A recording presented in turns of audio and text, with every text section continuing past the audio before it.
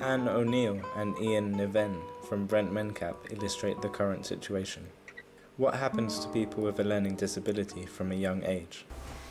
Even when they're educated in bar and special schools, they don't get the same chance at work experience that other kids get. They won't have had Saturday jobs that most kids get these days, or after school jobs. Are they segregated? Let's just be absolutely clear. Some people live their life where they're told to get up, what time to get up in the morning, and they go on one of those special buses and they go to a special centre. And then they get on that special bus and go home and they never work on the weekends where they work, if they need on the weekend. So it is as segregated as that. What happens in college?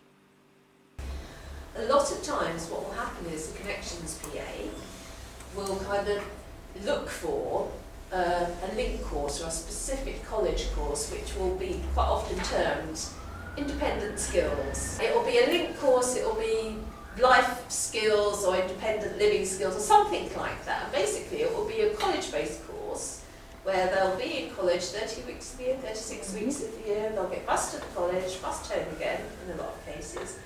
And there'll be a lot of talk about, okay, let's get ready to go to work, let's get ready to do this and do that. They will never ever do a work experience, they will never ever travel independently on their own, they might take them out in groups. And they come 21, 22, that's it. There's no more college provision. So you've got these young adults who take longer to learn than the rest of the population, being decanted out of special needs courses at 22, 23, who don't fit social services criteria, who suddenly are sitting at home doing nothing. Can we say that they are independent? It is about having a life and not receiving a service, and a lot of people have for far too long lived in very segregated ways, using separate transport systems, being cut off sometimes from family and friends, going to centres that were maybe designed to develop skills, but in fact people have got stuck there and in fact it's reduced their life skills and independence. But people obviously can do and want to do things for themselves, which is exactly what you've been hearing here. How do they feel about this? People aren't stupid, they know they're different, they know they're treated differently, you'll see that. In fact, they know they don't have the same life chances. And as a result of that, quite often people will get quite depressed, and then they'll also have additional kind of mental health problems that might actually require some medication or psychological input.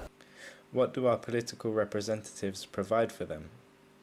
We're working in partnership with Council, primarily the Adult Learning Disability team, who have been very proactive in pushing this agenda forward. Working around day centres to encourage people to think of wider options and how they could do things. It's very difficult in the centres. It costs a lot for these buildings, it costs a lot to staff them, and still it can't be individual. There just aren't the resources, it just doesn't work that way. So are there ways that people might think that there are ways we can go and have more fulfilling lives?